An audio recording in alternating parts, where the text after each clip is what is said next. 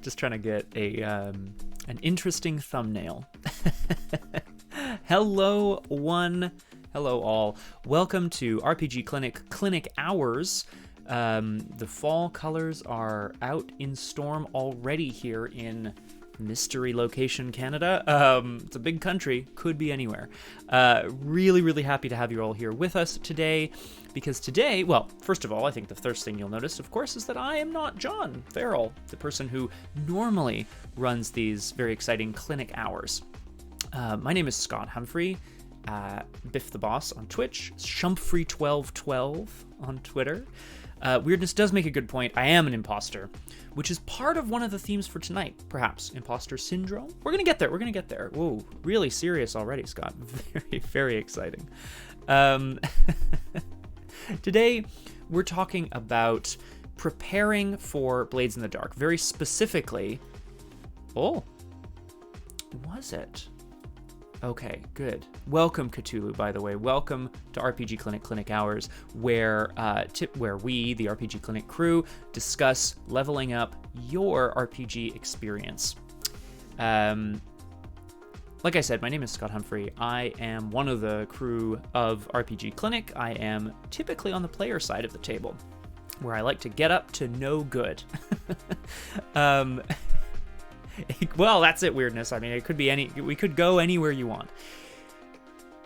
Today, though, what I want to talk about is my, the prep that I have done and am doing in preparation for my very first, baby's first mini campaign. We're going to talk a little bit about, my history as a storyteller, what I'm planning on doing, what we have done already, and where I think we're going to go next. Now, naturally, this is an Ask Me Anything type situation, so if you have questions, you can always use our featured chat system by starting your questions with !Q. That will automatically put them in a queue, the letter Q, naturally, for me to show them on the screen and respond to them. Just let me know. Hey to you, Kung Fu Fenris. You know who I am, Kung Fu Fenris. I think you do. I think we have a relationship already. Let's find out. I don't actually... Well, feature chat is a bit funky. Kung Fu Fenris. I don't... Oh, I see what I've done wrong here. Don't worry about it. Chat paused, huh? We'll fix that right away. If I'm being completely honest, the... Yeah, I mean, weirdness makes a good point. Could Baby's First Campaign be followed very closely by Baby's First TPK? Well, all I know is this. If there is a total party kill, I am going down with the party. That's for sure. So, if you have questions throughout this process, just throw them up in the chat here. I'm happy to put them on screen, chat about them. We have some questions already prepared in the Discord, and of course, I have lots of things that I want to talk about. You all know me. You all know I love to talk. And is there anything else I need to do for an introduction? Not necessarily. We're just going to get into it.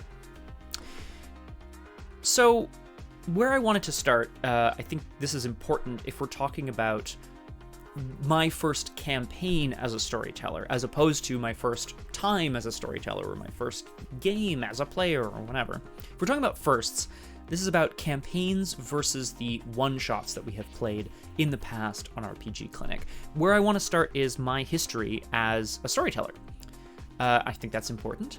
I have story told or facilitated the telling of stories on RPG Clinic before, but they have been exclusively single episodes, single games, running 3 hours or less, with players ranging between 3 and 4 players. No, Kung Fu Fenris, that's great. I've been told I have a very soothing voice, except when I talk with any sort of, character voice. Then it's just horrific. If this helps you go to sleep, Kung Fu Fenris, I am here for it, okay? Just imagining I'm narrating. Imagine I'm narrating a particularly strange audiobook. One that is being improvised as you listen. So, As I was saying before, my history as a storyteller or on RPG Clinic has been exclusively running or facilitating one-shots.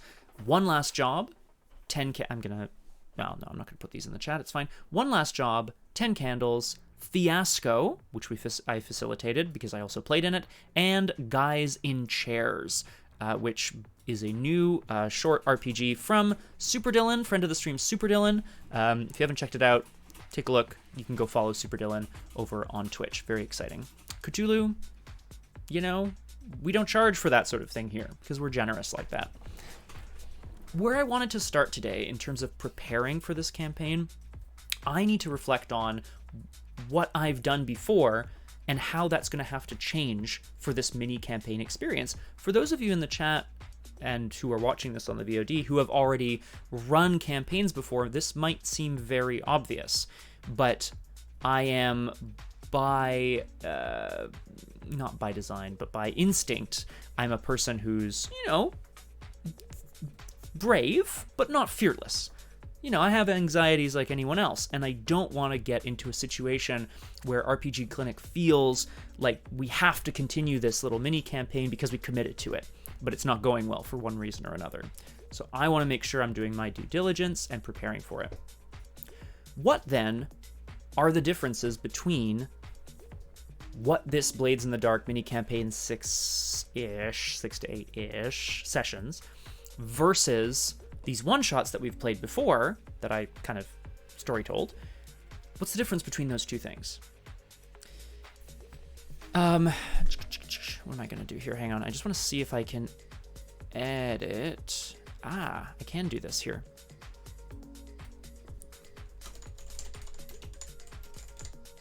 I'm going to just do this on the fly. It's going to be great.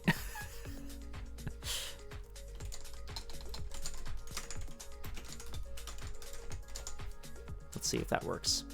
Not great. I think I can change that. Don't worry about it, everybody. 70? Ooh, baby, that's pretty good. Exactly, weirdness. Nothing. Nothing at all. I mean, especially not for the players. Thank you to the person who gave the shout out to Super Dylan. Yes, it did, Kung Fu Fenris. Haha! Twitch.tv. Oh, actually, I don't need to do that because you have given the shout out. So if you're not following Super Dylan, really head on over and follow them right now. Lots of fun stuff, including a player on very cool RPGs these days, the Atomless, and so forth. It's really cool. Okay, I'm getting back into it. The differences between one-shots and campaigns, obviously, there can be infinite. At its core, the difference is a one-shot is meant to take place once and a campaign is meant to take place over multiple sessions. I know, y'all know that. What's the difference between the one-shots that I've run and the campaign that we are going to play? Key difference? Tone. I want to talk about tone to start. I think this is one of the most important things. If you know me, and I think a lot of the people in the chat probably do, I'm a relatively silly person. I'm pretty fearless in RPGs because I typically enjoy consequences of bad decisions or foolish decisions or reckless decisions. I enjoy those consequences as a storytelling moment. What this means is that often when I'm playing at the table, I recognize this in myself, things can get a bit silly. I'm also an actor, so I feel like they can also be quite, serious, heartfelt, sincere, etc. But often when it comes down to it, if there's a really reckless, cool thing to do, I might do it. And that means that I have to be prepared for the consequences. Kung Fu Fenris is correct, exactly, and this is where I'm going as well. This is exacerbated by the fact that in one-shots, you can be as silly as you like. If you make a decision that ends up exploding a planet or making a character that's really, really silly, it doesn't really matter because those people are kind of done after this session. Either by design in the one-shot because everybody dies or everybody becomes overpowered or whatever, or in the execution. The one-shot ends and you're like, great, story's done. You've reached a satisfying conclusion. Of the 4 games that I've either run or facilitated, again, One Last Job, 10 Candles, Fiasco, guys in chairs. I really clicked with 10 Candles. I think it's a cool system. I like the tone and the feeling of the game. I don't think we went particularly silly there, which is going to come back in a moment. And it's built into the mechanics of the system that everybody dies. You have to search for hope, even though you know it's ultimately hopeless. It sounds really depressing, but that's the game. In 10 Candles, there was a certain degree of humor, which is, again, part of the RPGClinic brand. I don't think we do anything without at least some, and often lots, of humor. So we four, Kate, John, Liz, the players, and myself, as ST, we all really enjoy being silly. Ooh, Weirdness says, 10 Candles, still suspicious of the dark, the light, the outside. Here, I'm going to put this up on the screen. Whoop. 10 Candles, still suspicious of the dark, the light, outside, inside, stages, etc. In other words, Weirdness, everything. Is that fair to say? I'll take it as a compliment, which is good.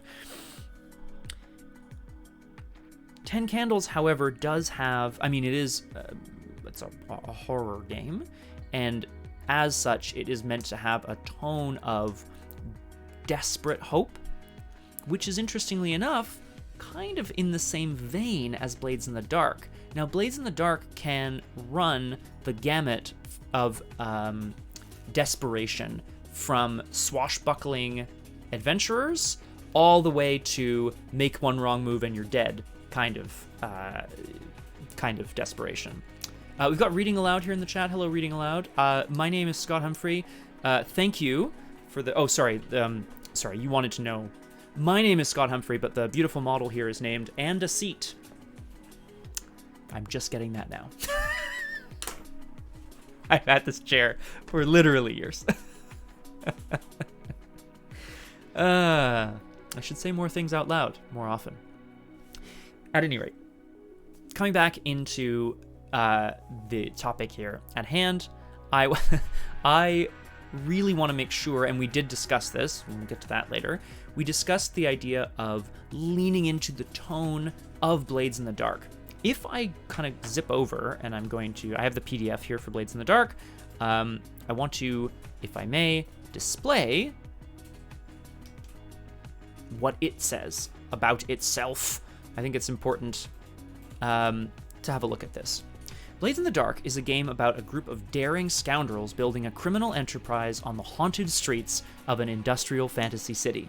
There are heists, chases, escapes, dangerous bargains, bloody skirmishes, deceptions, betrayals, victories, and death. In other words, pretty normal Sunday. We play to find out if the fledgling crew can thrive amidst the teeming threats of rival gangs, powerful noble families, vengeful ghosts, the blue coats of the City Watch, and the siren song of the scoundrel's own vices. This is a little... I would call this an elevator pitch for an RPG. It's a little lengthy for an elevator pitch, but it sums up what you need to know about Blades in the Dark. Who are you? Where are you? What are you doing? What are you hoping to get out of it, right? The components of a good story. Who are the people in it? Why do I care? What do they want? How are they going to get it? And it's just that straightforward. IMO. Now, it doesn't necessarily discuss tone right here. I'm going to see if I can find something else that I was thinking of further down the page. But I think it does give us a bit of a sense of where we're starting here.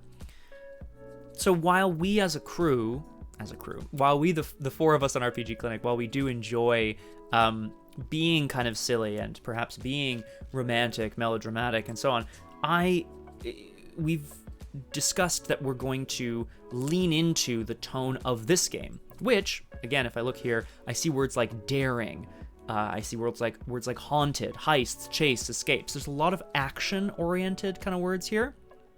And while not everything has to be high octane, I think there has to be a certain degree of danger. Is this the same world, Cthulhu asks, as the game that you streamed on Tuesday? No, thank you, though, for asking, Cthulhu, because that leads us on to something that I'll point out really quickly here before we come back to it later.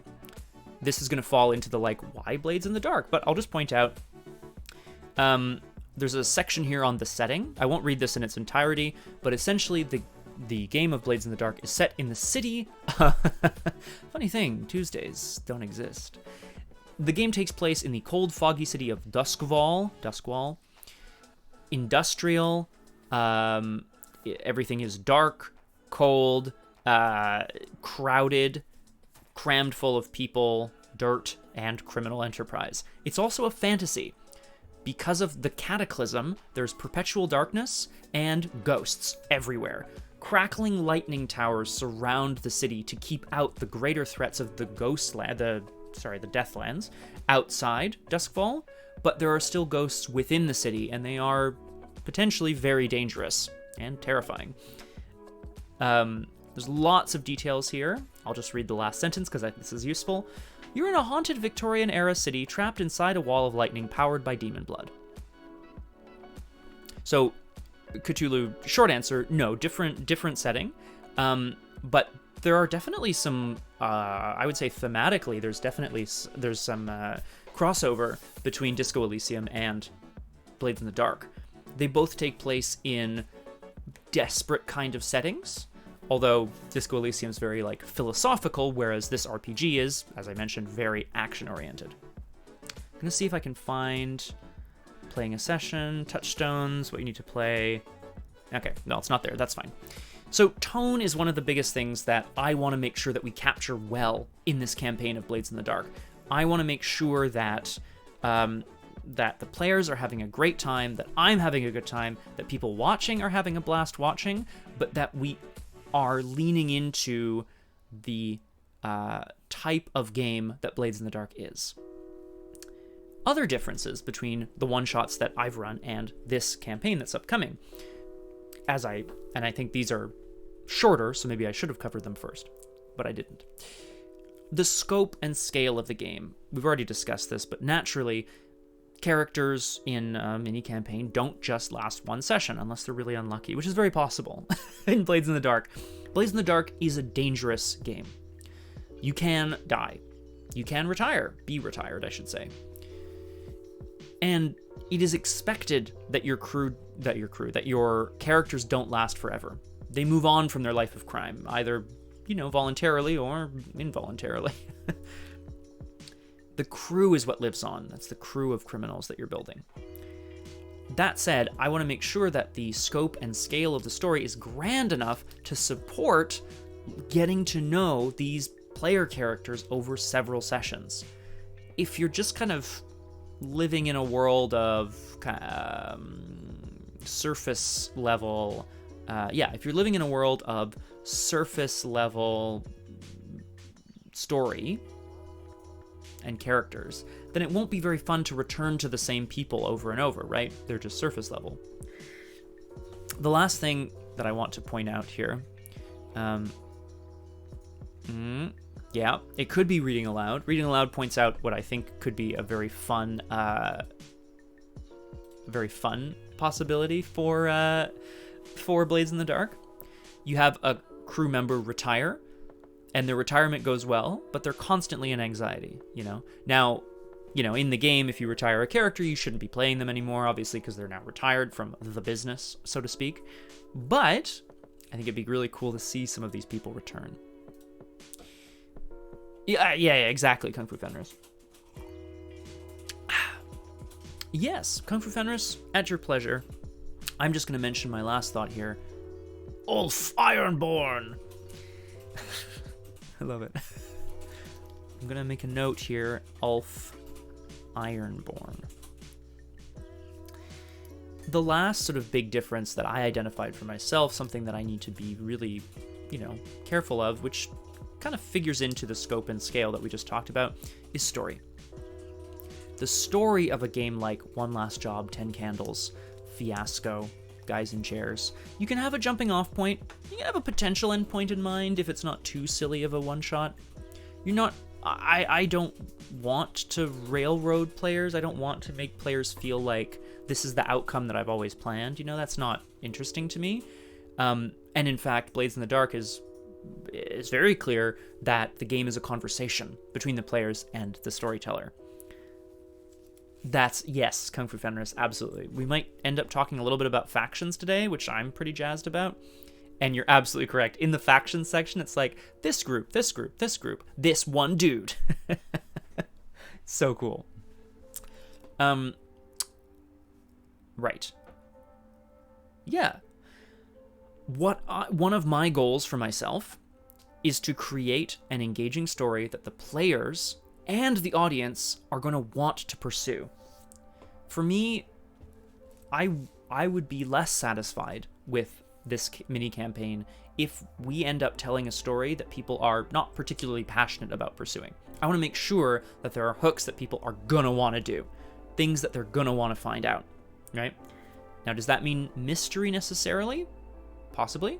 It could mean a bunch of different things. So, let's get into that. Right, exactly. I think Kung Fu Fenris and I are arguing the same point here. I'm going to throw this up, if you don't mind, Kung Fu Fenris. I'm going to throw this up on the featured chat here. I'm actually going to also jump over here and look again at the core system. A role-playing game, in this case Blades in the Dark specifically, is a conversation between the GM, I'm using the term ST, storyteller, and the players, punctuated by dice rolls to inject uncertainty and surprising turns. The ST presents a fictional situation. This is absolutely correct, Kung Fu Fenris. I gotta jump down there. The ST presents the situation. The players determine their actions of their characters in response. We all judge how the game system works. And then mechanically, they do things, I do things, they do things, I do things. No one is in charge of the story. You play to find out what the story will be. Boom, bang, bang. I'm convinced that the most exciting thing about a role-playing game is also the most exciting thing about any piece of media. A video game, a play, a film, a dance, a concert, an orchestra, like a symphony, whatever. It's the moments where you are surprised that are the most interesting. It's the moments of the unexpected, right? That's the most exciting part of any storytelling experience. Because we all love fairy tales, legends, myths, urban legends, whatever you want to call them. We all love the stories we've heard before, but we want to find something new. At the end of the day, we're creatures that pursue new experiences. And that's why we crave storytelling. It's for the moments of the unexpected. And in a role-playing game, you're at an advantage because it's not pre-written. You don't have to find those unexpected moments. You don't have to dredge them out of something that's already been written. You're creating them as you go. If you let yourself be surprised, you could just be surprised. Welcome back to obvious thoughts with Scott. Good times. Okay.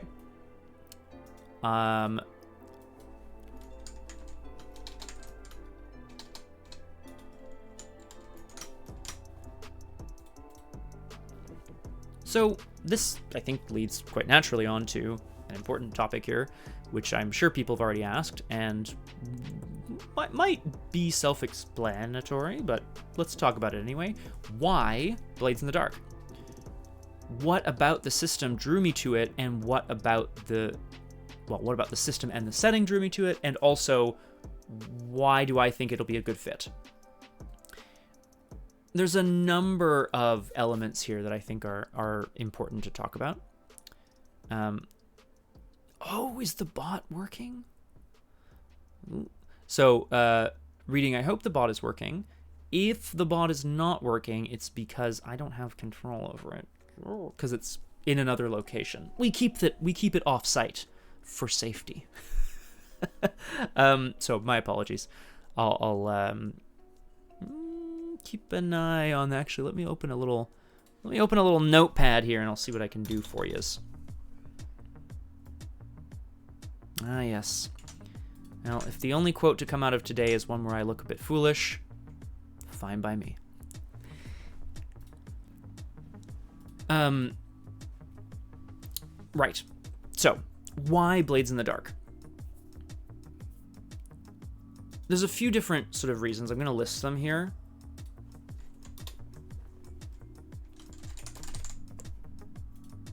Structure. The structure of a game of Blades in the Dark lends itself well to episodic content, and, in my opinion, lends itself quite well to a new storyteller. And there'll be other reasons for that momentarily, but let's have a look. Can I get all this on one page? Oh, baby. This is the sort of typical cycle of play, or as they call it, game structure. I'm going to go through this briefly. It's good for me to sort of make sure that these things are clear as well. Can you imagine if they weren't clear? Free play is the mode that the game is typically in. This is also what you would call like role playing. You're free to play your character. You can have scenes between characters and NPCs. You can take actions and see what those consequences are. You can gather information. I'm going to quickly just change this so it looks a bit better. There we go. You can gather information about the world of Duskfall, about your targets, about the other factions, whatever you want to do. When you're ready, there is what's known as the engagement role. We're not going to discuss all the mechanics on stream right now, but suffice it to say, that's the role that you as a crew take to see how well the start of your job is. Let me jump over to the score. The score is the criminal activity that you're trying to do. Are you trying to sell someone something? Are you trying to recover an ancient artifact? Are you trying to kill the princess? I don't know, whatever the score is. And again, during the score, that's sort of the, if you will, action sequence of the episode, where the crew is trying to accomplish their goal. They take actions, there are consequences for those actions. Within the score, there can be flashbacks brought on by the PCs. After the score is resolved, there's then downtime. You get your loot, there are the consequences, perhaps people get to know you a bit better, rep, but also the cops get to know you a bit better, heat. There can be potential entanglements when the bluecoats come to knock on your door. PCs are free to pursue downtime activities, and then we return to free play and we start it all over again. This is a cyclical structure, but it's defined, which makes it, in my opinion, ideal for what we are doing, which is a series of episodes of the game. Everything has a structure, so I know, as a relatively new ST, what to follow. If I'm not sure what to do next, well, I have a little layout here for myself, you know? Now, within free play, there's any number of things that can happen, but each of the sections typically has a little structure to itself, right? So if I'm like, uh-oh, we're kind of floundering a bit, let's move on to the next section, see where we're at. I'm going to come into downtime a little later because that's an interesting discussion, I think, but we're going to talk about that later. So the structure of Blades in the Dark in and of itself is one of the reasons I chose it. It feels particularly appropriate for us as a group and for us as, for trying out a new system. Typically on RPGClinic, the long-running campaigns that we've had play within the Storyteller system, or similar. Exalted 3rd Edition, Exalted Essence, Changeling the Dreaming 20th Anniversary Edition. What am I missing? Yep, that's also Exalted 3rd Edition. Yep, those have been the big long-running campaigns that we've had. They've been within that system. Mechanically, we like it. Structurally, well, there's no kind of structure provided other than the setting. Which, let's come on to that now, shall we? Embrace the D6.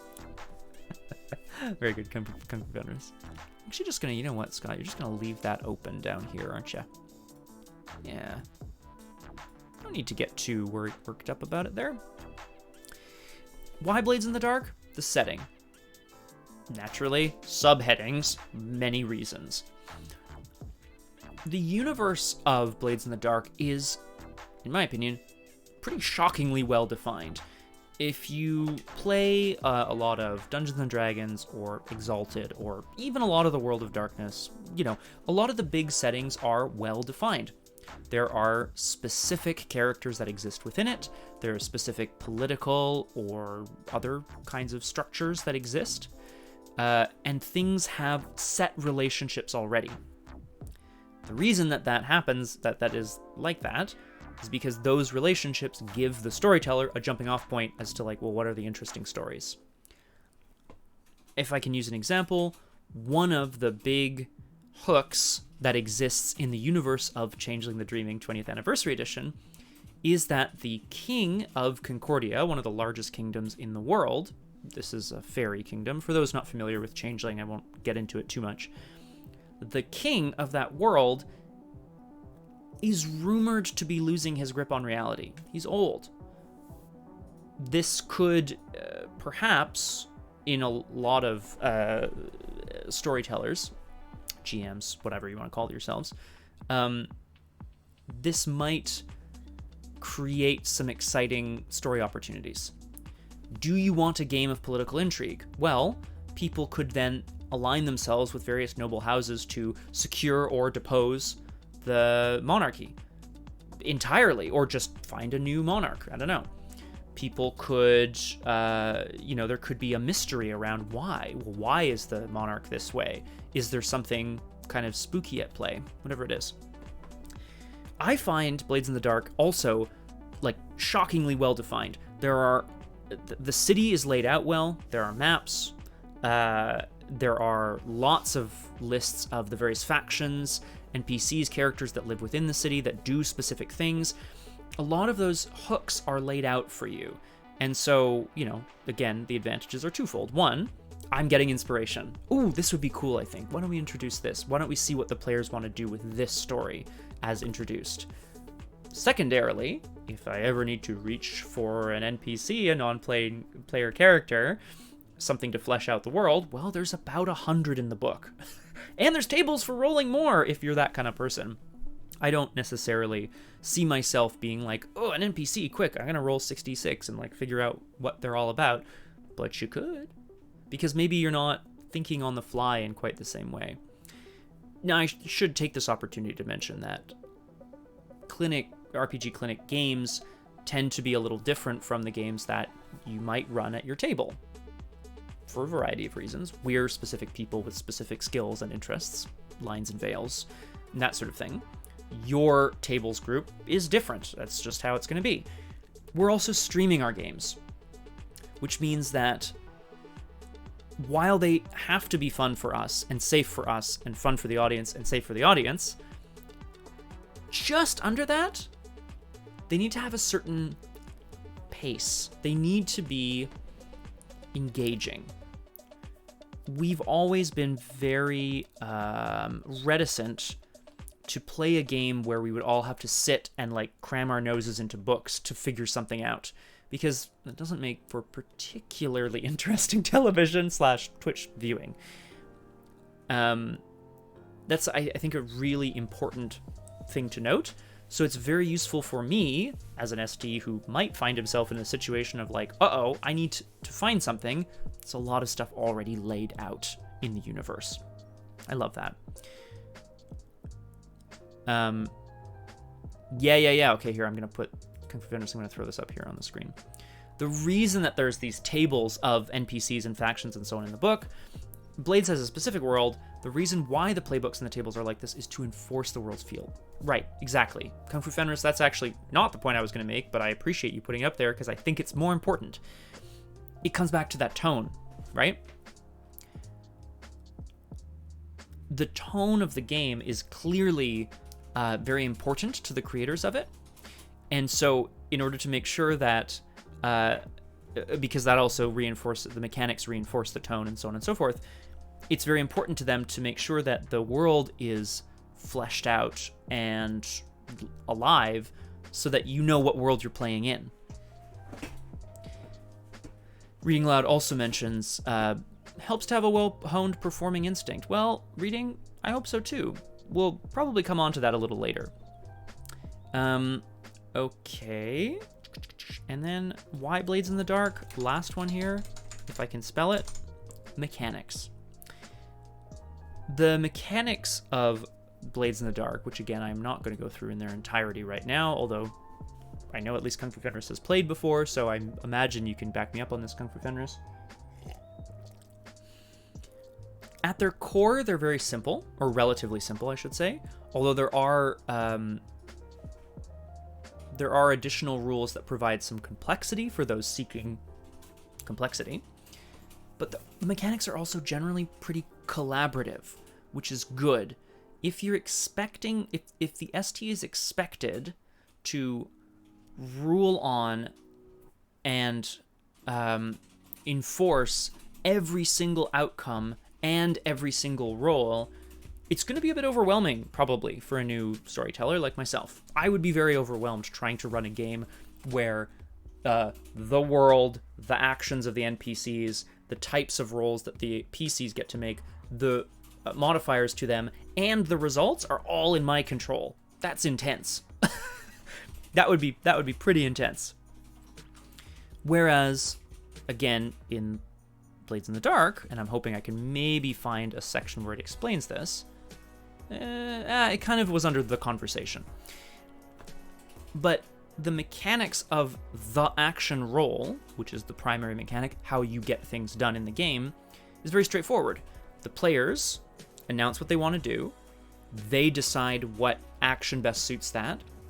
I then say, okay, you're trying to use one of your actions like wreck, or I want to study this person to find out more about them. Great.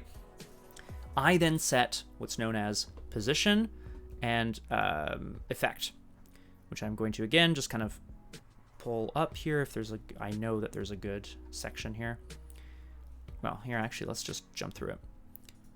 I think this is worthwhile because I think it's particularly elegant, which I just love. It's very satisfying. I mean, it's satisfying on a personal level, but I also think it's very elegant and valuable for someone like me. The player says, I want to do this. I'm going to use this action to do it. And this is how I'm going to do it. Okay, great. The storyteller sets the position. Is this a risky action? Is it a very risky action, aka desperate? Or is it controlled? Are you in a place, are you in a position of stability and, I'm just trying to think of good words here, but there you go. Does the action have some risk, little risk, or a lot of risk? I also then the ST also sets the effect level. Will it have the effect that you want? Will it have limited effect, or will it have great effect? Just off the top of my head here, although I think I probably pulled this from the book subconsciously, my example would be, okay, there's 4 blue coats charging at you, swords drawn. What do? If you attempt to skirmish them, if you attempt to fight them off yourself, well, it's pretty risky, maybe even desperate, depending on what state you're in. That's the position, and the effect level is going to be limited. You're probably not going to be able to take out all 4 of them right away, all at once, especially not without some complications, getting injured, raising the alarm, whatever. What if the player then says, I'm actually just going to jump out the window onto a speeding carriage that's going by right now? Awesome. That's desperate, because if you, again, as a position, that's a desperate position, because if you miss the carriage, you're going to hit the pavement down below. Bad news. But the effect is potentially great. You get away, and they don't know where you've gone, say. What about I'm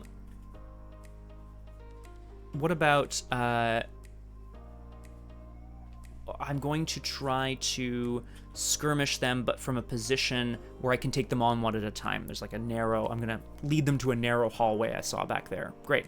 Well, now you're taking them on one at a time, which means that your position is a little less risky, but again, your effect's not going to be particularly great, because maybe you can take out one of them, maybe a second as they come through, but you're kind of in trouble otherwise.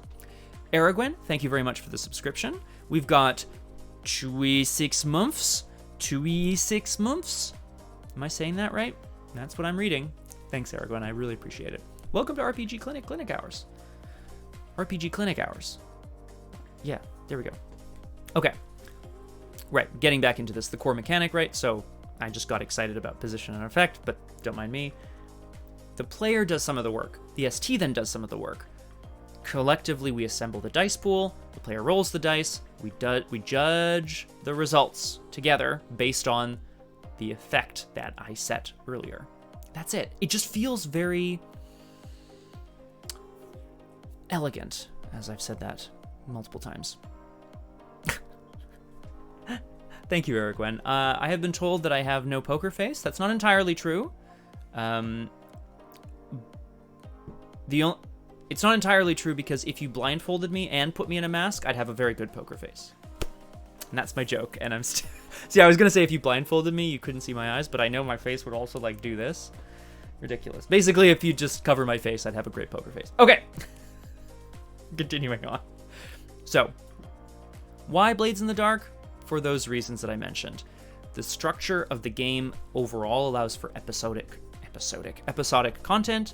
The universe is like super well defined with lots of exciting jumping off points, but also safeguards, safety tools, so to speak, for me. And the mechanics, which are both simple enough to understand, simple enough to communicate, and collaborative, so that I don't have to be relied on to do absolutely everything. Great. TT! Hello. Welcome. Happy to have you with us here. Today we're talking about my baby's first mini campaign. We're talking about the first time ST running a first campaign, which I am getting really jazzed about. Now, whoops, that's not what I wanted to do. There we go.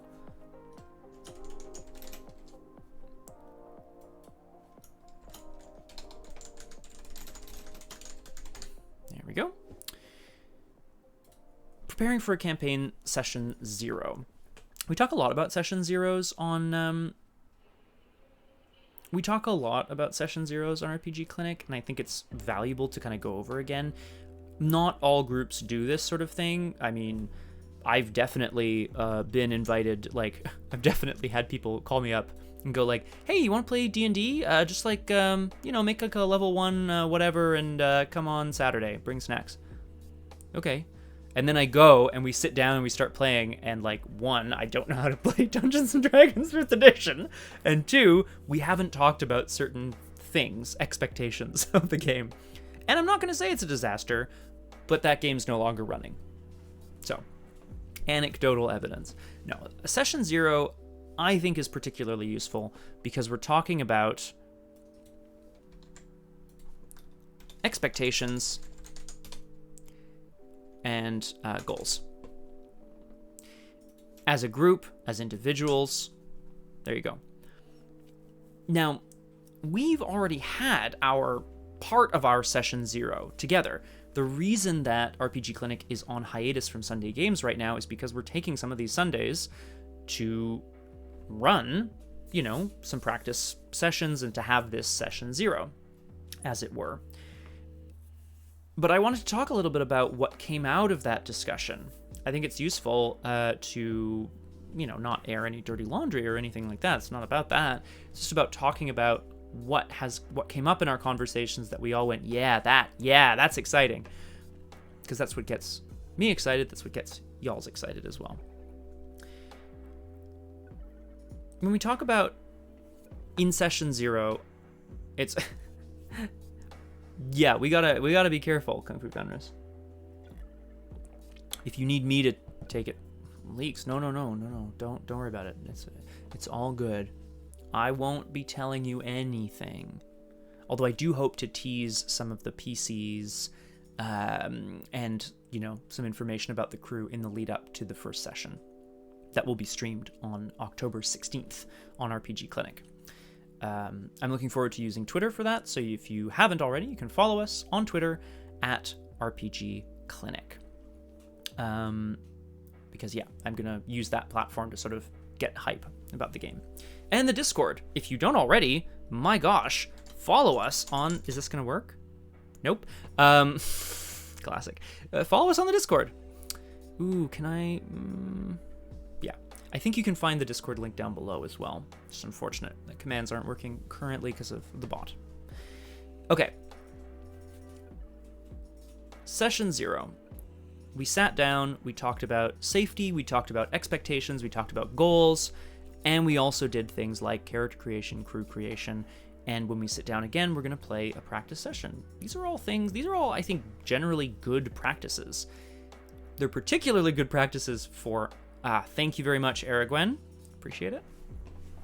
They're all particularly good practices for us as a group because, again, we're in a slightly unusual configuration for Blades in the Dark, and we stream the game. So it's super important to have some conversations off stream which are not, broadcast to the world. We love to have discussions in front of the audience. Like, this is why we do clinic hours, right? So we can have some of these discussions. But it's also important to have some of these discussions and practice sessions off screen, so to speak, so that we can feel free to fail, so that we can feel free to be vulnerable or honest or open or whatever it is, right? Again, I'm sure John's already communicated this before. I don't need to spend a whole hour talking about session zeros. But there you go. I should have mentioned as well, it's been a few minutes, if you have questions, feel free to drop them in the chat. I'm very happy to put them up here and talk about them as we continue chatting. It is always a good reminder, Aragwen, and specifically, I wanted to share some of the stuff that came out of our session 0 for this game, because I think it's valuable. Also helps me to remember it. Okay. So when we talk about expectations of the game, there were a few adjectives and ideas and thoughts that came up, and I'm just going to list some of them here. No, I'm just going to list them one at a time. I'm going to list them all.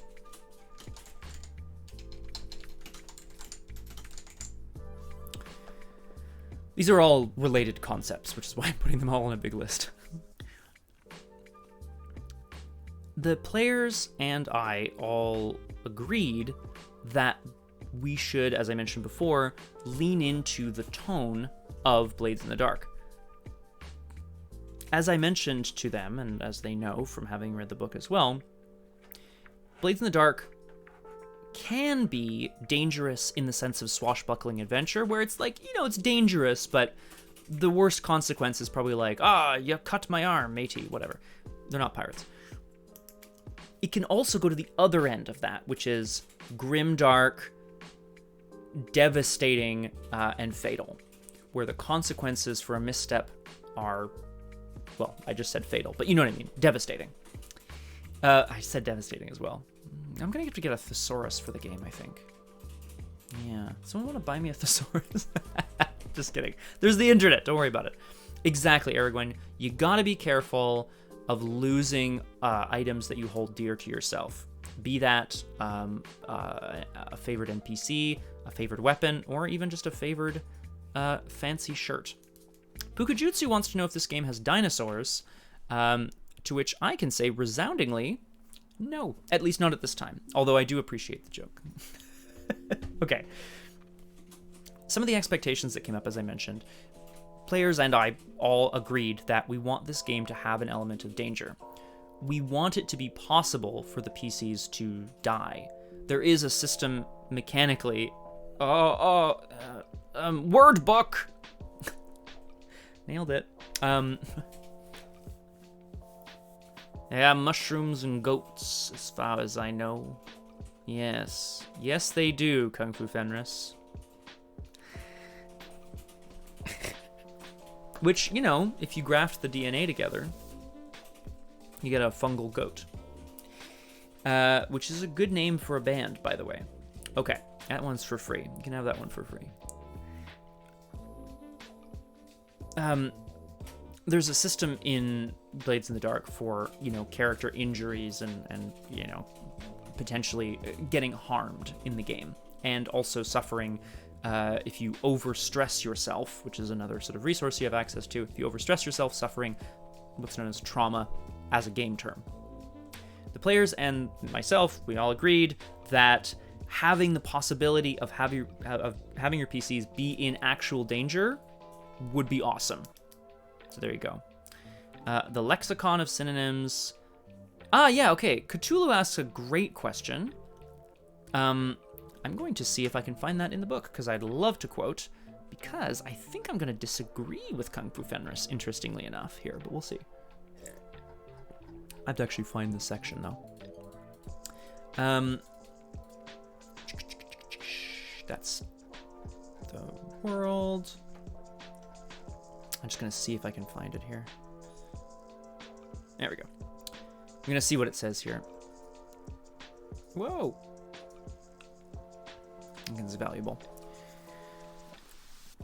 The scoundrels attempt to develop their crew from a ragtag group of poor independents to a serious criminal organization with established turf. They do this by XYZ, right? All sorts of stuff. Politics, crime, strong-arming, whatever. There are several character types to choose from. These are, as Kung Fu Fenris mentioned, what's known as the playbooks. They're not classes per se, because there's a lot of variety within a playbook, but you select from these playbooks: cutters, hounds, leeches, lurks, slides, spiders, and whispers, which, by the way, incredibly evocative playbook names, and therefore, again, contributing to that evocative world. Character types aren't unique. You can mix and match or play a crew that is all one type. It's up to you. So it does not maybe it says here. No, I was trying to remember, because I feel like I saw this somewhere, Cthulhu. But let me answer that question for you. The player characters have skills that the average person in Duskfall might not. Training, potentially access to certain tools, connections, a form of magic or not sorcery, but like a form of magic in what whispers can do. They can interact with ghost fields and the arcane. But these are not powerful anti-heroes of Exalted or Dishonored, say, the video game series by, I was going to say Bethesda, is that right? I think so, yeah.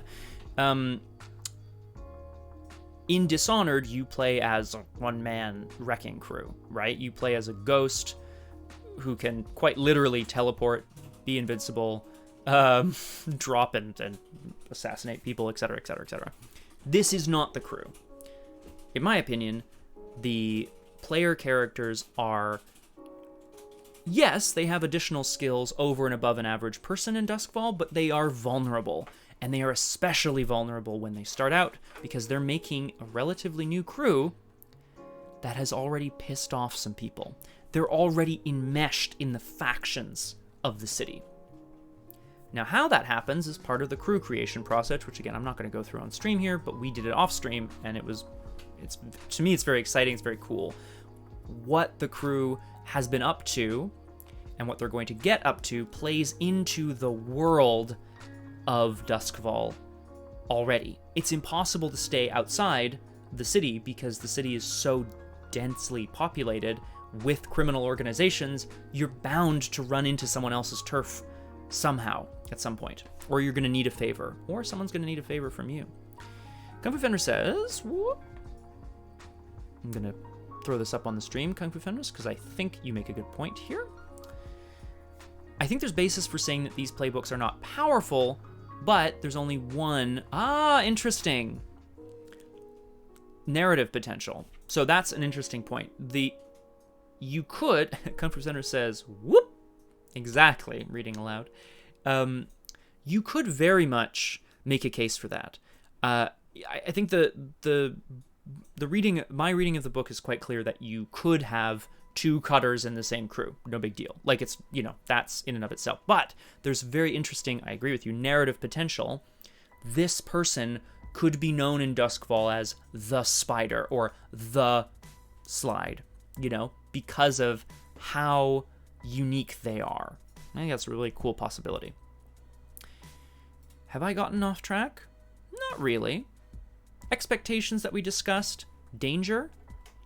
Grit. There needs to be a certain degree of realism as opposed to a certain degree of whimsicalness, because this is not a game of whimsy. This is a game that takes place in a permanently dark, dirty, crime-infested city. It's at the core of the game. You're scoundrels. This leads me neatly on to not the good guys.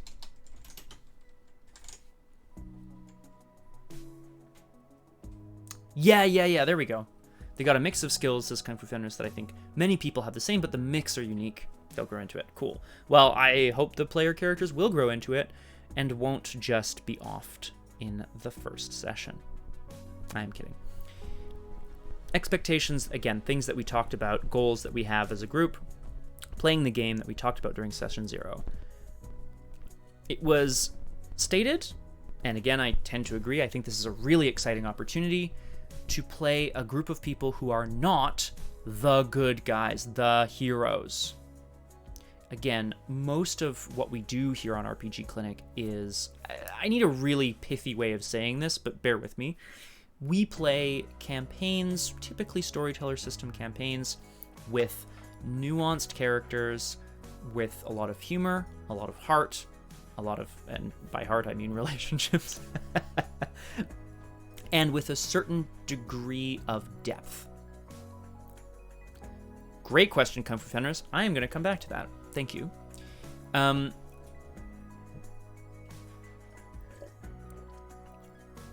Oh, did it? Pukajutsu, the elevated chat thing. I'm not sure. I don't see anything on my screen, Pukajutsu, so you just let me know if it's a problem that I can try to fix for you.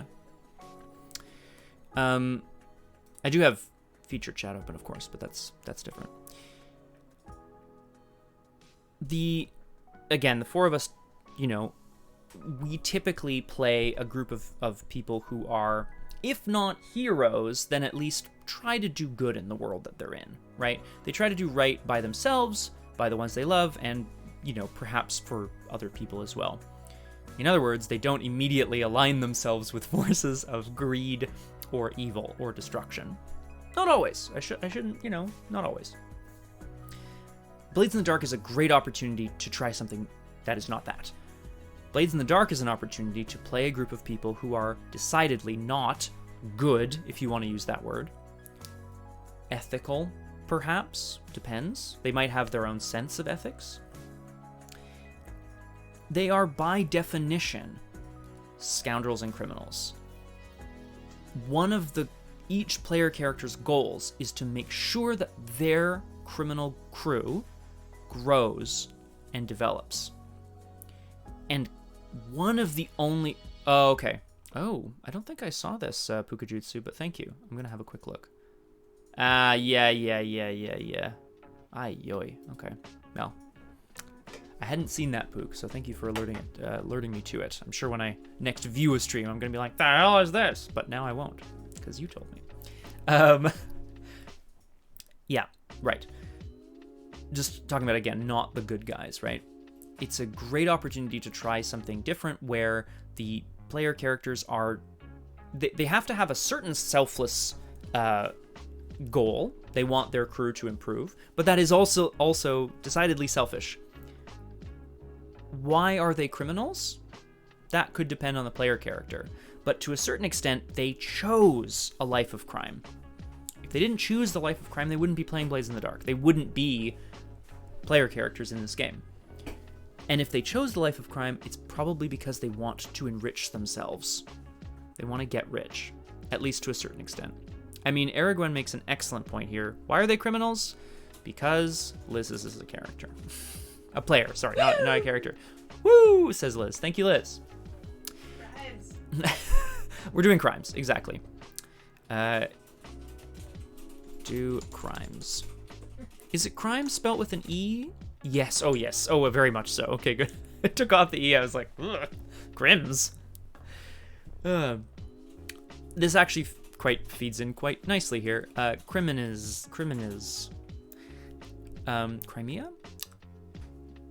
Something else that we discussed in terms of expectations, what we as a group are expecting and what we're hoping to do is crimes. We're hoping to commit crimes. No, oh God, someone's gonna come knock on my door for that. The type of crew that the players built and the kind... Just kidding. Don't arrest me. Thanks. The type of crew that the players constructed, it was made clear to me that the players want to make sure that the type of crew was reflected in the type of scores that they go on. As an example, and again, I think I'm pulling this from our conversation, but close enough. If they made a group of assassins, they wouldn't want to only go on, robberies or smuggling runs. It wouldn't really reflect the type of crew that they've tried to, build together. And that makes perfect sense to me. The crew, the criminal crew, is a character in the game. It's just a character that's built out of the hopes, desires, and actions of the other piece of the PCs themselves. So it makes sense to me that the game should reflect what that crew does well and what their history is. I think that's about it for that. If there are any questions about Session 0, let me know. I'm going to go back. Session 0. Our Session 0, or at least the first part of it, I think it was awesome. As I mentioned, we went over and kind of discussed lines and veils. We discussed the expectations that we had for the game. I'm just going to see if there's anything else. I'm taking notes now. I just saw a flash of the handwriting, and it is horrific. My apologies. What else? I think that was about it in terms of expectations. We did character creation, and we did crew creation so far as well.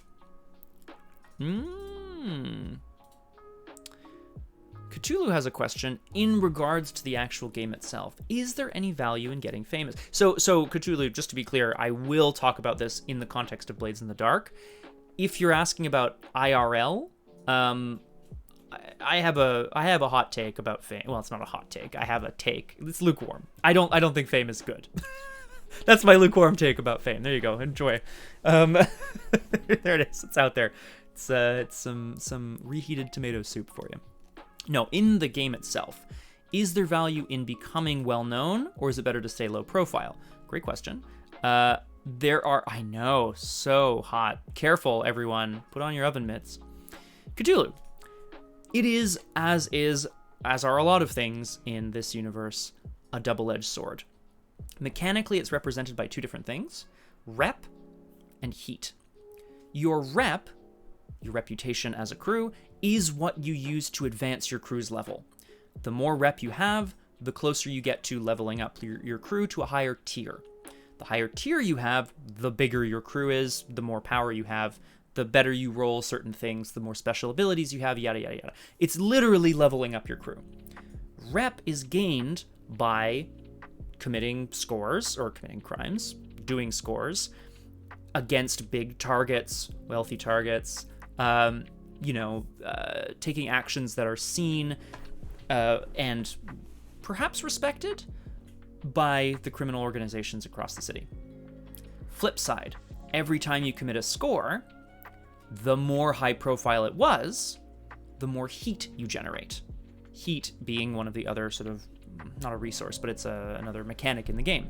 The more heat you have, the more likely you are to get some blue coats, the sort of constabulary of the game, to come knocking at your door. The more heat you have, the more likely you are to have an entanglement, i.e., one of your NPC friends gets taken to prison, you get taken to prison, another group of another criminal syndicate find out where you live, etc., etc., etc. So there you go. I hope that answers your question. It depends a little bit, I think mechanically it depends a little bit on how dangerous you want to live. And that comes back to one of the core... So to increase your rep, you tell the media you got the score. In a manner of speaking, there are, printing presses and things. Here, hang on, I'm just going to quickly see if I can read up on rep for you real quick, because I want to, of course, use the words of the game rather. So there's heat there. I want to look up crew creations.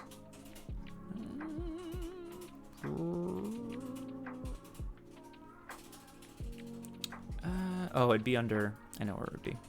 I'm going to find it for you. Talk amongst yourselves, everyone. Everyone's like, why am I here if we're talking amongst ourselves? Did you get rat? Isn't it here? There we go.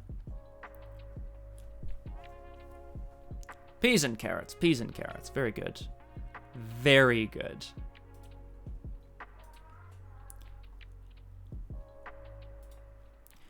After a score, the PCs take stock of their income from the operation. A successful score generates rep and coin. Coin, of course, being, liquid resources, liquid gold, liquid resources that you can use to buy things, pay people off, yada yada. Rep being reputation that you use to level up. The crew earns 2 rep per score by default. If the target is higher tier than you get more rep. And if they're lower tier, you get less rep. That's it. So it's not necessarily that you, and then there's more details there, and then we'll talk about heat briefly. It's not so much that you get more rep if you go out and crow about it. It just happens naturally. People are like, hey, did you hear about the Ashley Mansion? You hear about the knockoff at the Ashley Mansion?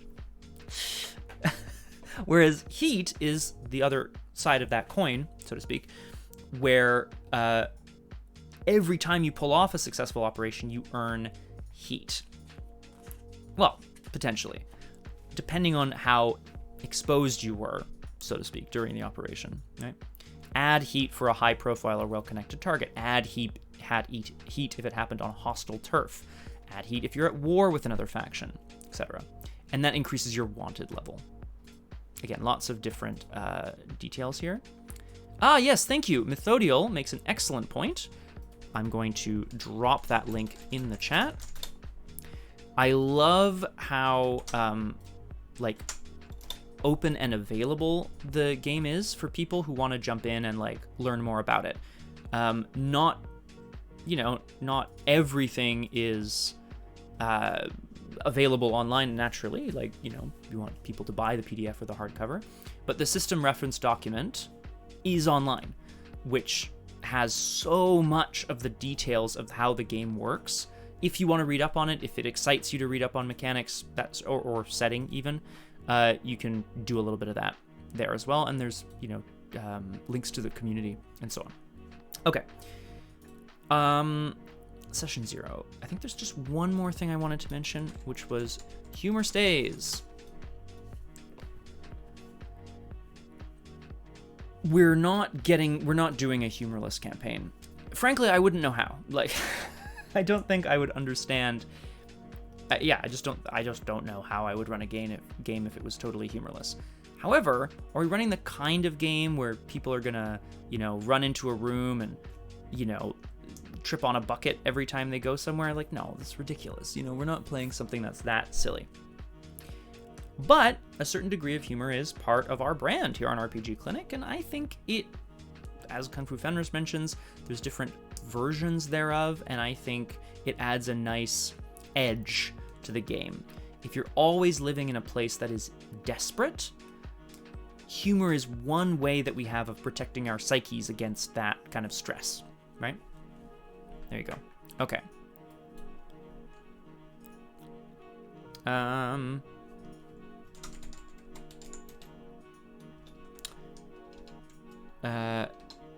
Downtime as a segment? I'm just going to call it downtime. I think that makes more sense.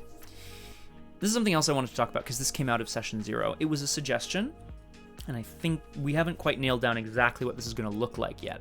As I mentioned before, the play structure of Blades in the Dark is quite well defined, which again allows me to create something episodic easily, which is what we want to do. It's part of what we want to do, and I love that. There is an overarching story, so to speak, but the game is designed to be played so that every session you sit down, there's some free play, then you decide, okay, that's the score. So you have your engagement roll, the score, which is the action sequence of that episode of the TV show, and then downtime, where you figure out, okay, what went well, what didn't go well, what are the complications thereof, and what are the players going to do to improve themselves, or perhaps make sure that they're not bleeding out or whatever.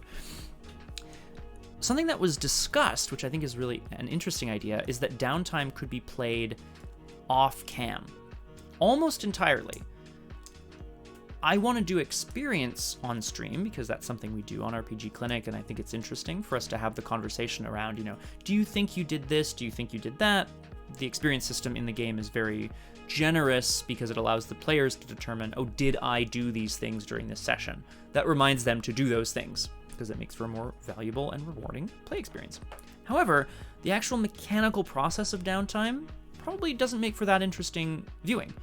It also allows us, if we do it off stream, to then generate sort of a weekly report, criminal report, either in the form of a news article or a blue coat report, or perhaps even just from one of the player characters themselves. This report would have essentially, heat that was generated, coin that was earned, payoff or loot. But as I figured out as well, if any of the player characters take downtime actions that are particularly interesting, we could open the next session with them, right? In downtime, player characters can do things like train to improve their XP score, basically. They can work to develop or work to obtain assets for the crew, so different gear, artifacts, allies, whatever. They can try to get information, right? They can recover, like heal themselves. Or one of the other things that they can do is reduce stress. You reduce your stress by, indulging your vice, which again, we're not going to really get into at this time. But I always thought, I'm sure there'll be at least one scene that'll come out of downtime. But I don't want to run into a situation where I'm like, what are you doing with your downtime? That's not very interesting. Boo, I don't want to force people to do stuff in their downtime section that's not ideal for them because I'm worried about what's interesting on stream. So, interesting discussion that we had off camera, perhaps downtime will be played almost entirely off stream. Kung Fu Fenris asks, have I ever heard about the theme song of Blades in the Dark? Do you mean the one in the book, Kung Fu Fenris? Because yes, and I thought it was interesting. It was not what I expected. If it was the song... Oh, do you mean the inspiration one here? It's listed in the book. Yeah. I thought it was very unexpected. Okay. However, Kung Fu Fenris also asks, what is your primary inspiration for this thing? Now, we've discussed at length why I thought Blades in the Dark would make a good choice for New ST running a mini campaign for the first time, this group, yada, yada, yada, yada, yada. I'm so excited to get to that, Aragwen. Hang on. Can I add things to the deck? Oh, yeah. I'll just quickly address... Actually, no, I'll address this first. Methodiel says, this group isn't going to indulge their characters' vices? They will. They're going to have to. I'm putting them through the ringer. Also, frankly, I think the vices are probably going to be the most interesting things to play out, so I think we're going to see a lot of those scenes. Quickly, whoops, no, wrong thing. Sorry, just looking for it. Here we go. Kung Fu Fenris, yeah, so I've spoken at length about what inspired me to choose Blades in the Dark, but what's my primary inspiration for this thing? I'm not sure if I have a primary inspiration, per se. One of the first things I did was I just started brainstorming scores. Things that I thought would be like, look, they may or may not fit into the game as it stands, but I was like, oh, this would be cool, this would be cool, this would be cool, this would be cool. We're kind of just getting in there. And I think they all end up being... Like, I was trying to challenge myself to kind of list as many interesting, basic, broad, score ideas as possible. Just to see, what came out of my mind. And they all feel very much like levels from Dishonored, if I'm being honest. What came out of my mind initially. So I would say, because it's listed as an inspiration for the game, I don't feel weird saying this, my primary inspiration is the game series Dishonored, which takes place in a Victorian fantasy world. in which, in the game you play a singular, super-powered, almost, assassin bodyguard type, with access to magic. This is not what the player characters are doing. However, the kinds of places that you can go, the kinds of things you can do, the type of ethical dilemmas you might find yourself in, all of those things are very interesting to me, and I'm drawing a lot of inspiration from there. That's not what I meant to do. Sorry, Ergwin. I'm going to address this as well because I think it is interesting. Ergwin says, you might have addressed this before I could join. In terms of prep for actual sessions, Jev is famously, famously a non-prepper. I like to reread plans I've made and work from notes. Are you thinking about how you want to approach each sesh? Kung Fu Fenris makes an interesting point here, which I will throw up on deck really quick. In Kung Fu Fenris' opinion, Blaze doesn't really allow for prep. It's reactive as the gang makes moves in Duskfall. And I agree with that, Kung Fu Fenris. It is decidedly kind of...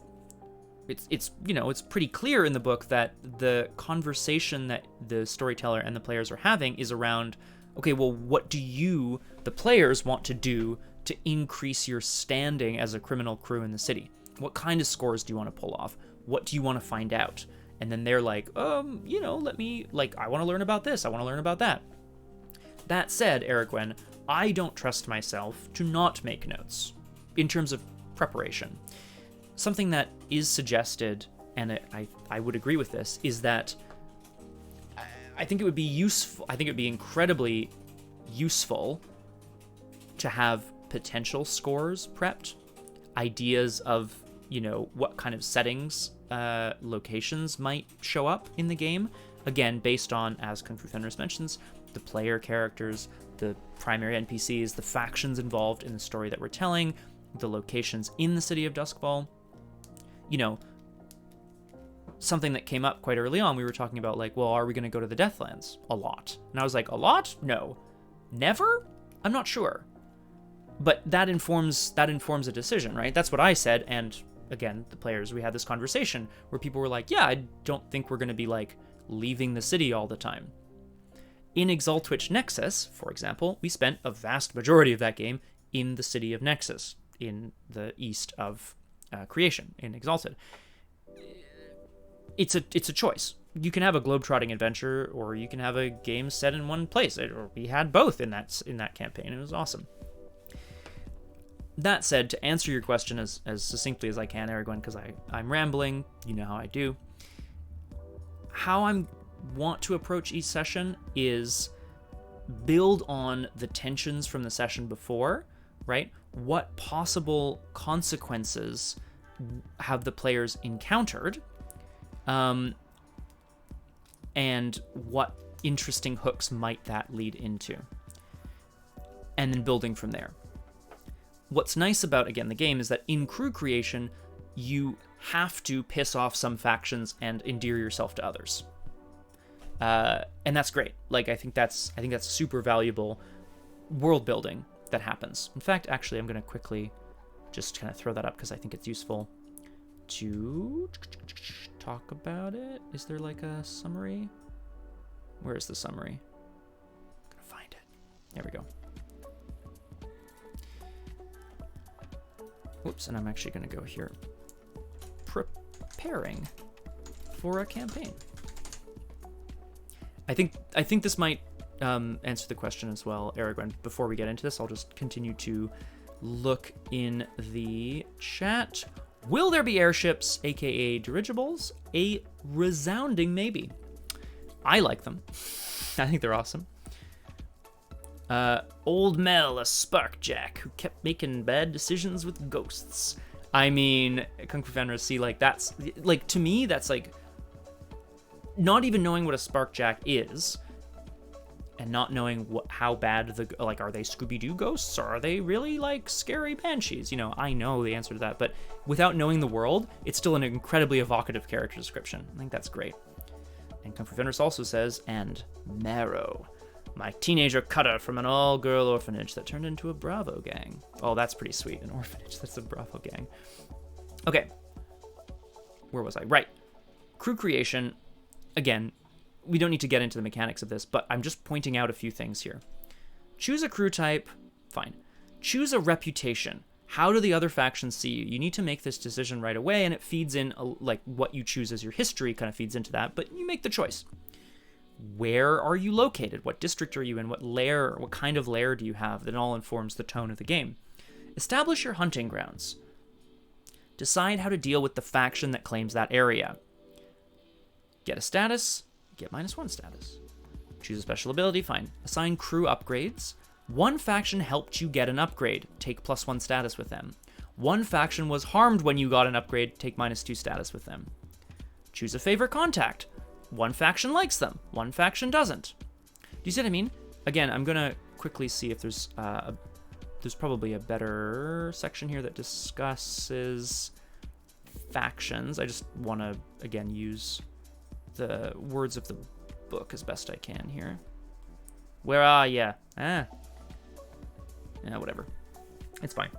But there are numerous established factions in Duskfall that exist, that are interacting in ways all the time, which are created, which are set by me, but what the player's actions have an effect on the world, and the game forces you to kickstart those relationships by saying, okay, this is where you start, but you already have a relationship with X, Y, and Z.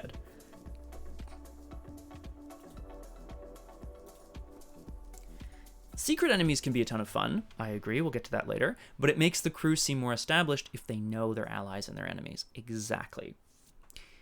And knowing that they can turn to people in certain points, how are you going to persuade a friend to do you a favor? Or are you essentially going to call in your favor? Or are you going to say, I owe you one, and then they get to call one in on you? And vice versa, right? How about your enemies? Is there any way you can mollify them? Is there any way that you could play them against somebody else? Is there any way that you could just wipe them out?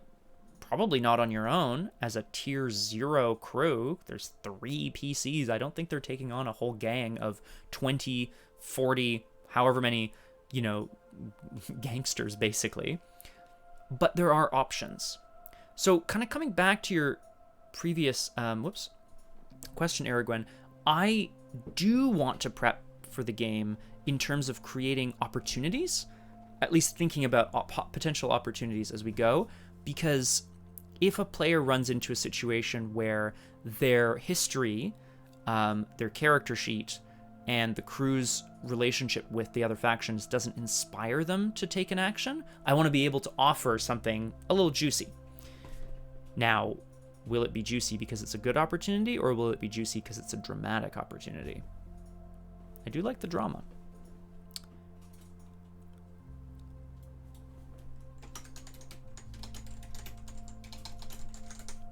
Plans going forward. Kung Fu Fenris found a playbook for a more advanced game. This is going to be interesting. We'll stick with the basics for now, Kung Fu Fenris, with us, but you let me know what you find. The Barghists. You play the crew's dog! I love it. Why plan? What I wrote in my notes was, why plan? Aren't you an improviser? Actually already kind of addressed this. The idea of, I think it's going to be important for me, at least, to plan, because I don't want to be caught in a situation where I end up with my nose in a book looking for rules. Fine. I want to make sure I get the rules right, at least, to a certain extent. Although Orichalcum and Gold rules apply. But I also want to make sure that I don't end up with my nose in the book looking for inspiration. I want to make sure that the world that we're creating is enough inspiration for us to continue to have a good time, Ooh, oh, I love this. The Barghist, dark as the night that bears it, is an omen of death. I'm just reading Kung Fu Fenris here. They say even a glimpse of its huge, monstrous form is enough to forfeit your life, but a lucky few know the Barghist is an omen in the same way as a sheathed sword is. There are many bad dogs in Duskfall. You are the worst. I love it. I love it. Whoops.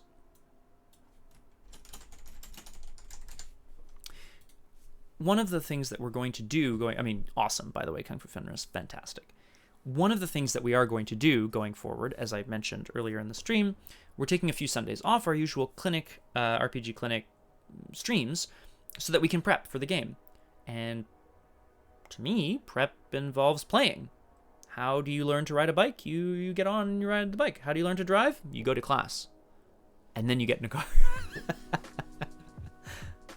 Are you a really good dog deep down? It's a good question, Kung Fu Fenris. No, I'm laughing. How many have you slain, dog? Do you like biscuits? The plan is to play a first session off screen. I do expect it to be canon.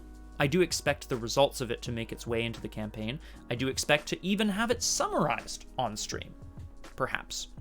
Because I think it's going to be important for us to establish relationships, NPCs, and so on. This is a discussion we've had a lot, actually, on RPG Clinic, I feel comfortable kind of talking about. This happened, or we had in our postmortem, in our Froyo for Changeling Riverwild, we discussed the idea of not having had a lot of off-camera kind of prep for the game. We did on-stream character creation. We did an on-stream session 0. We did a lot of things on-stream in front of an audience, and it led to, I think, as we discussed, it led to a game where we were trying to find a way forward in front of people. Whereas for other games, notably Exaltwitch Nexus, we played a number of sessions off-stream to establish things like, how do you feel about the other player characters? How do you feel about the world around you? Do people know how you feel about the real world around you, right? Again, I want to be really clear. I don't think Exaltwitch Nexus and Changeling Riverwild, I don't think one of them is, like, better than the other. They're both games. I had a ton of fun. It's something you probably know about me. I usually have a ton of fun. It's just a thing. But having this first session off camera allows a number of very important things. One, we get to smooth out mechanics. We all get to figure out how the action rolls work, how teamwork works in the game. You work as a team. That's how it works. It allows us to make sure that when we come to rolling, dice, we're not all like, does anyone have a D6? And develop character relationships, as I mentioned. Establish some facts about the world, and it gives me a chance to practice. These are all very important things for me, again, like for me to feel comfortable. Nothing worse than an uncomfortable MC at a wedding. Analogously, nothing worse than an uncomfortable storyteller on a stream. Again, you're playing with your friends off stream, do whatever you want. I don't care. Have the most fun. Just, like, be safe and use your word hole. Like, those are the two most important things, right? Okay. Yes, boy. I'm coming back to you, Cthulhu. I'm going to put that on deck. I think RPG Clinic, says Aragwen, has shown a number of examples of Session Zeros, which is valuable from an educational perspective, but for a presented game, having a secret Session Zero helps with the surprise and growth of the story as an audience. Exactly. As I said earlier, surprise is super key to good storytelling. You want to be surprised. You want things that are unexpected, right? And interestingly or ironically enough, finding some of those things on stream is exciting, but not too many of them. We want some facts to be established about our world. We don't want to be floundering in a wide open world of like, there's lots of tall buildings. Okay, but like, where am I? What am I doing here? By having these off-camera sessions, which again, the ideal is to have one, but we'll see. Maybe we'll feel like we need some more. The idea is that we're going to be able to, again, establish some facts, and we'll be able to surprise people with where we're starting out, as opposed to discovering that altogether, which is, I think, cool. Cthulhu asks, I think, an important mechanical question, which I'm going to see if I can refer directly to the book, because I think that's useful. How frequently do the players roll dice during a conflict or critical event? So during the score, the sort of like big action sequence of each session, Or during free play, how often do you roll the dice? How often do you make action rolls, fortune rolls, faction rolls, etc., etc.? I'm gonna see if there's like a really good,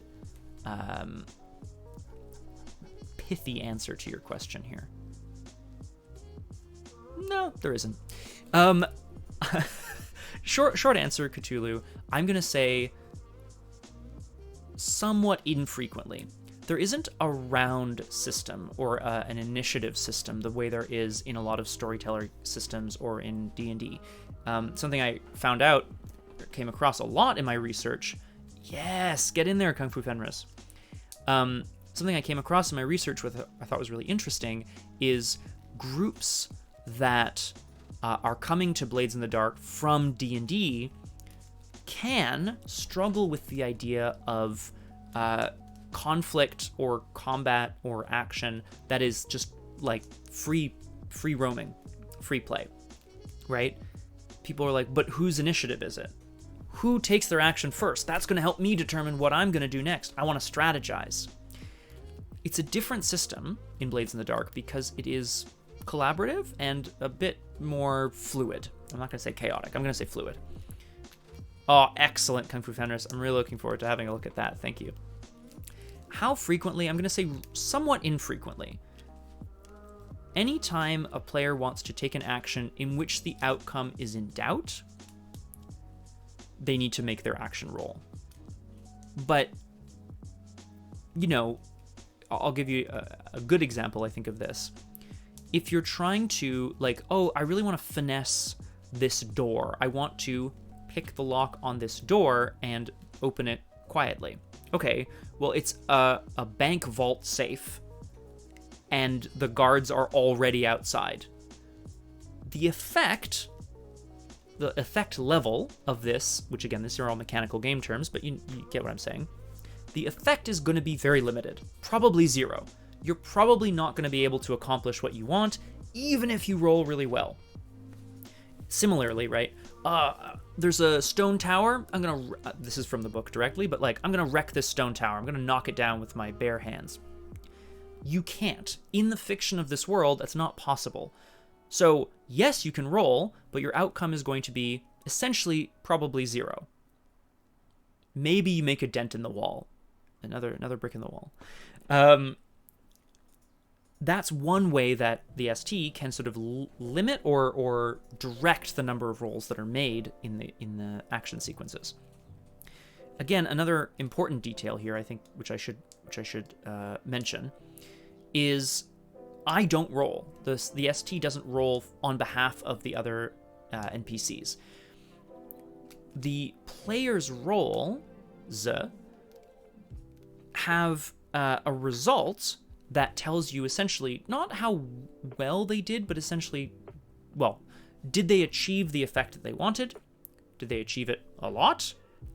Did they get a bonus, essentially? Or have there been consequences? Some or lots?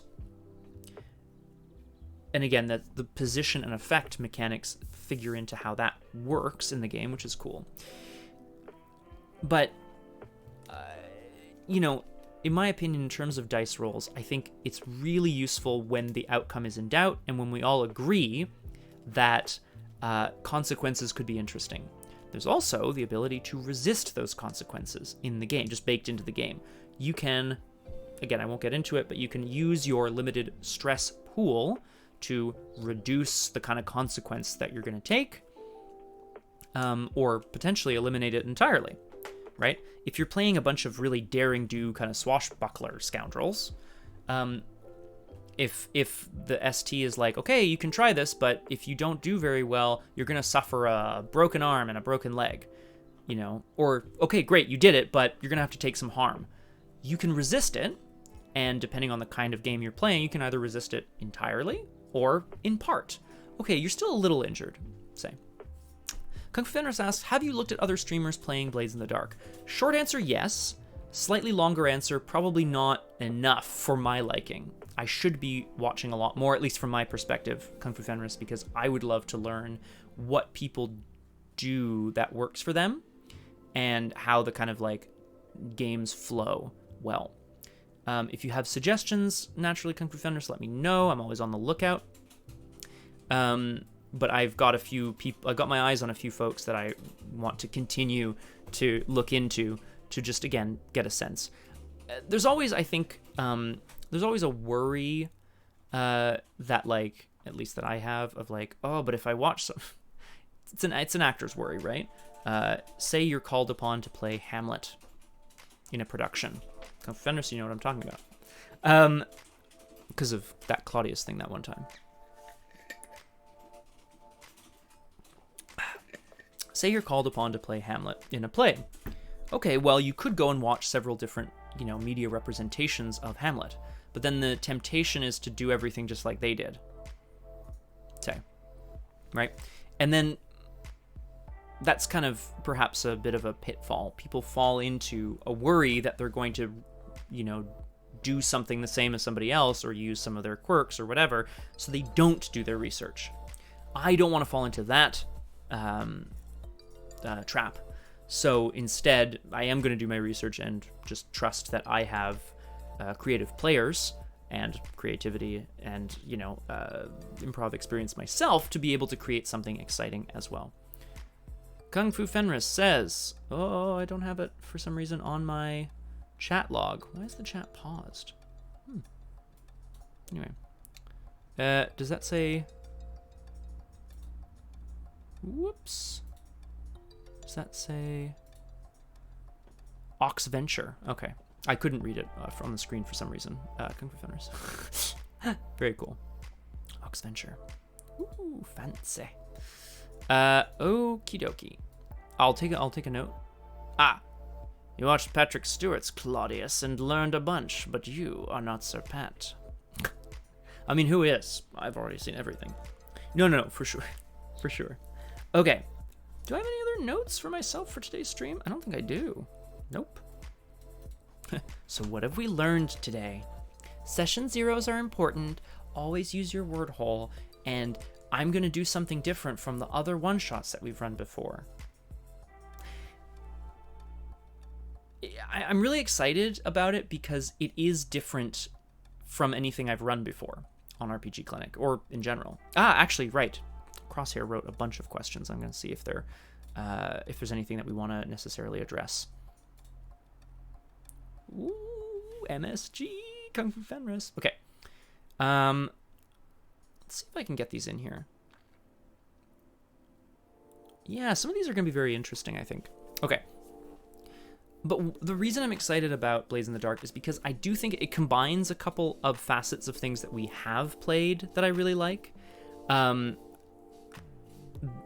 The action of One Last Job and the drama of 10 Candles are going to combine really, really neatly, I think, in this game. And it's really fun for me. I'm going to add some things here. Kung Fu Fenris asks, are you dropping them into Crowsfoot?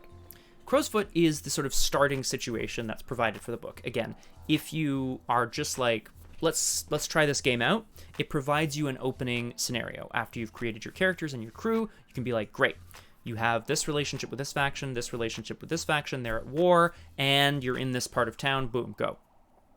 So, Kung Fu Fenris, I feel very comfortable saying that as I continue to hype the game and get it, get information out onto the Discord and out into the Twitterverse, no, we will not be starting in Crowsfoot. The crew have chosen their lair to be in a different part of town. Part of town I am personally quite excited about. I think it's really interesting. Yeah, the base building is going to be really cool. That excites me as well as developing like the lair and the crew and so on and so forth. I'm not gonna spoil anything about the game until we've run a session, made sure that it's all working well, and that we kind of go from there. But I can safely say, no, we are choosing a different opening faction and series of relationships. Is it a bit foolish? I like risk. What can I say? What faction are you hyped for? Kung Fu Fenris? If I said all of them, that would be a lame answer. There are no factions in this book that make me go, eh. I mean, there are a few, I guess. There's a few that make me go, eh. Again, without getting too far into it, I wrote down a number of factions before we even started as possibilities of like, okay, so they're going to need to take status with and from, like positive status towards and negative status towards certain factions. So I need to have some prepped that I think would be interesting. And again, the ones that we ran into are kind of the ones I'm most excited about.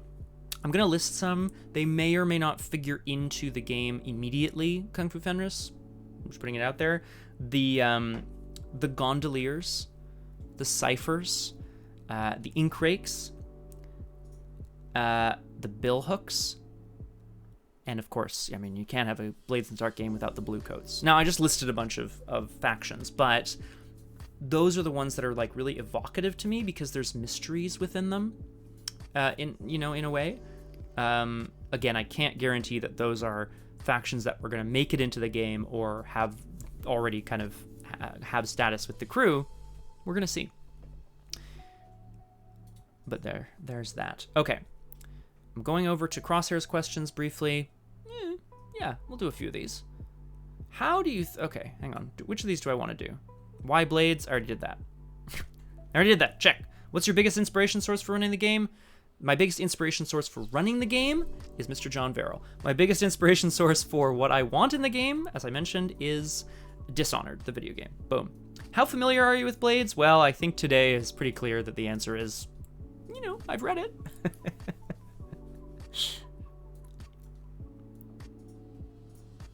Ooh, Kung Fu Fenris made a map. Loving it.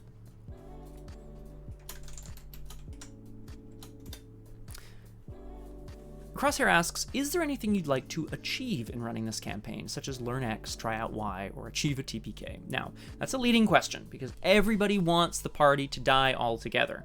And frankly, there is something very sweet about that. Is there anything I'd like to achieve in running this campaign? The usual goals of our campaigns are have fun, tell interesting stories. Those remain unchanged.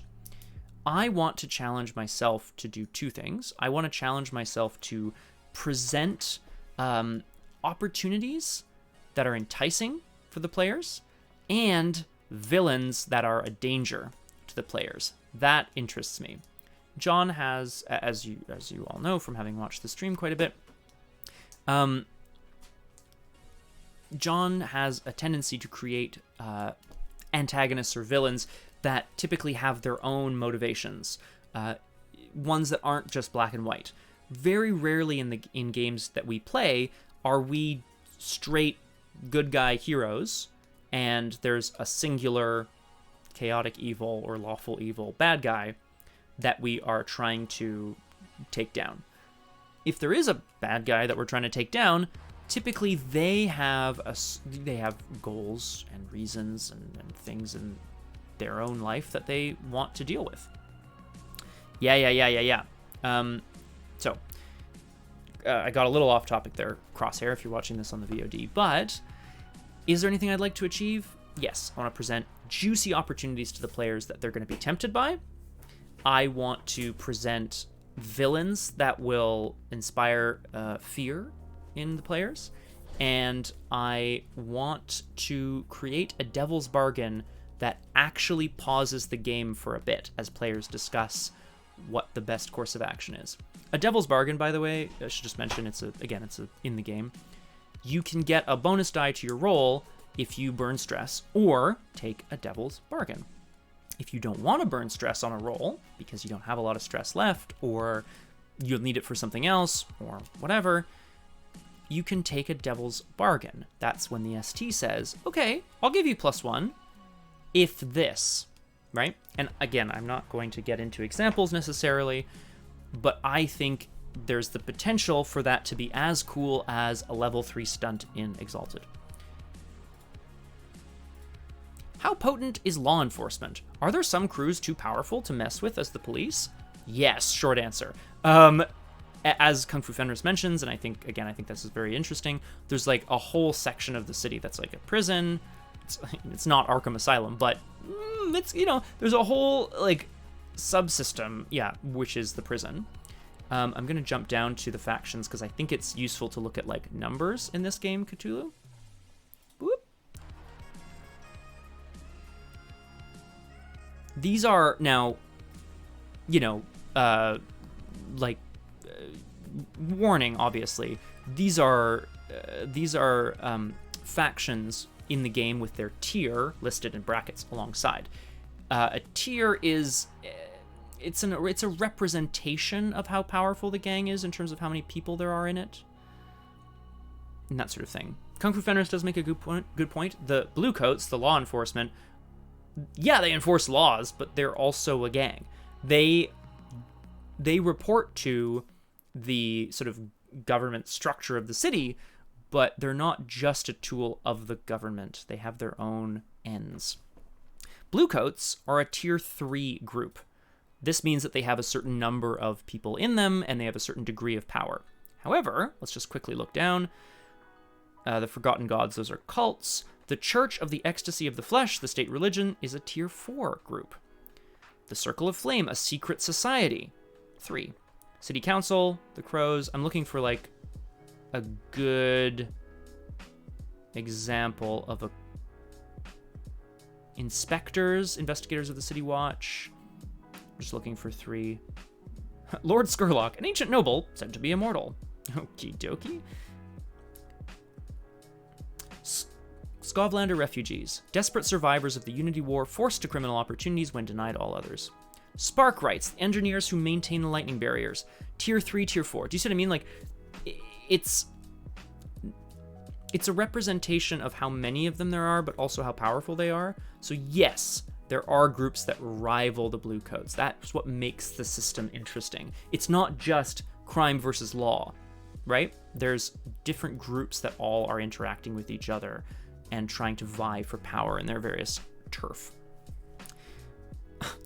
Beyblades in the dark. Weirdness, DM me that. I have a feeling I'm about to change my entire concept. Let's see if I have any other Crosshair questions that I desperately want to answer.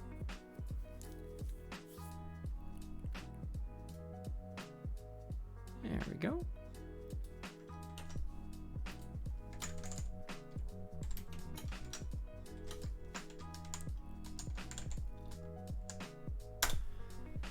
Crosshair asks, what's your biggest worry in the whole game runner GMST thing? What's your least worry, besides the easy answer of, I know the group?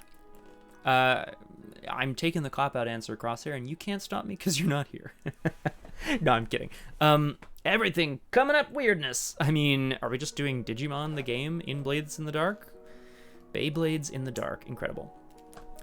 Crosshair, my worry, this is something that came up right at the beginning of stream. It's called a callback. You're gonna love it. My biggest worry is imposter syndrome, because of course it is. I haven't done a lot of storytelling before. STing, I should say. I've done plenty of storytelling. That's kind of my profession. It's kind of the industry I work in. I haven't done a lot of STing before, especially, as I've mentioned, on a scale more than a one-shot over a series of episodes. I'm worried that we're going to go live with the stream, that people aren't going to have fun, that the audience is going to find it lackluster or boring, and that I'm not going to feel particularly proud of the stories that I told with my friends across the table. Those are my worries. What's countering those is the knowledge of the experience that we all have together. It's not just me out there, and it's not me against the players, it's not me against the audience. Everybody wants the story to succeed. Why does it have to come down to how I feel about something that I did or didn't do? This is collaborative. So guess what I'm saying is I'm putting some of the responsibility on you, the audience. No, I'm just kidding. But it's collaborative, and therefore we're all in the business of telling the story together. we can all make cool decisions together. I don't need to feel like the coolest things have to come from me or the coolest things have to come from the players. Like, I take the spotlight, they take the spotlight. Whatever. What's my least worry besides the easy answer of I know this group? My least worry is creating unique NPCs. Do I think they might have as much depth and... there's a great word for what John's NPCs have. But I'm going to use depth. Are they going to have as much depth as John's usual NPCs? No, probably not. Probably not. But perhaps that's not their purpose. Perhaps their purpose is to serve as antagonists, allies, unlikely allies, betrayers. I was going to say betrayals. You know.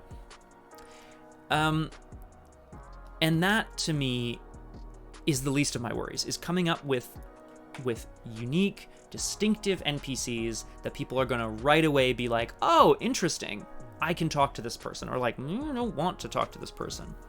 Pukajutsu points out that perhaps their purpose is to shot put, to which I say, shot put! Yeah, that's what I say.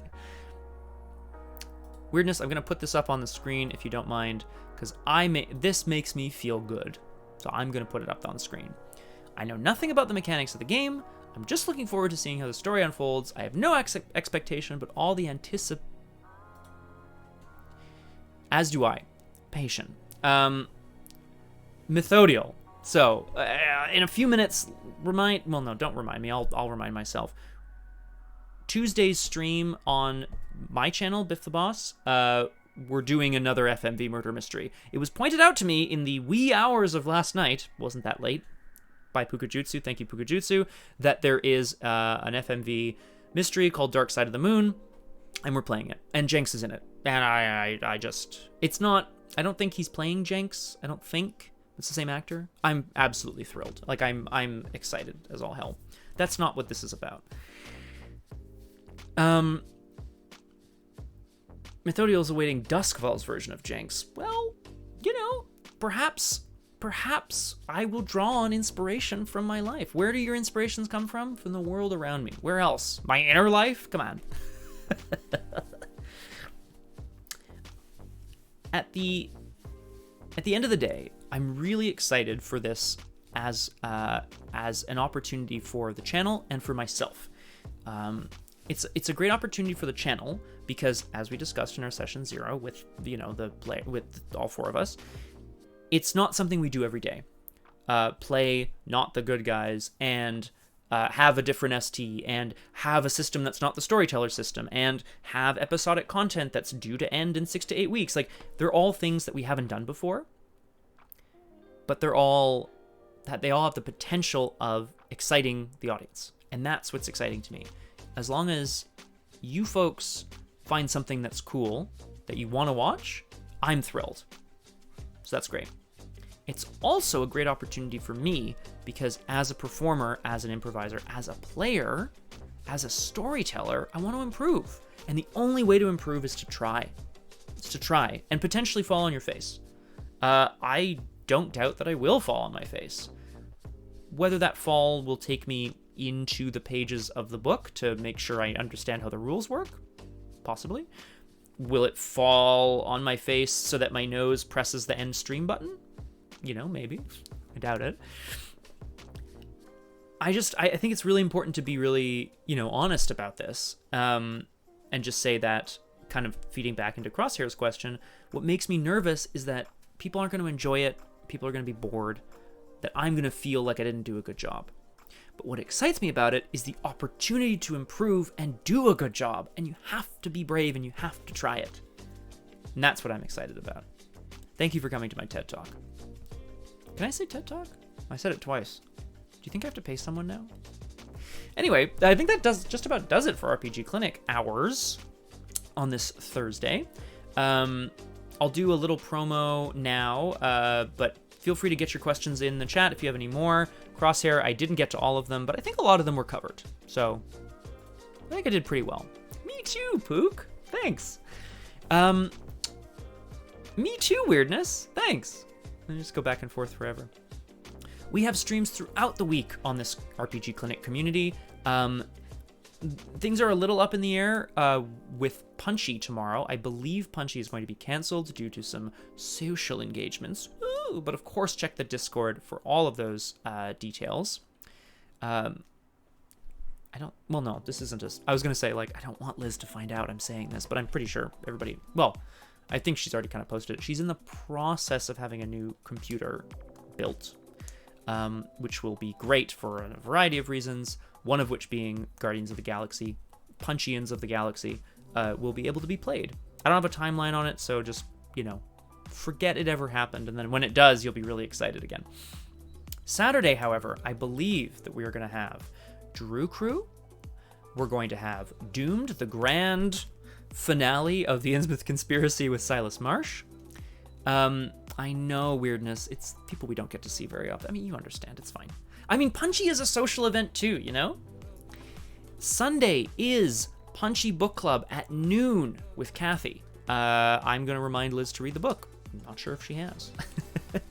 That night, we do not have a stream here on RPG Clinic because we will be running, as I've been talking about a lot, the rest of our Session 0, a first session of the game.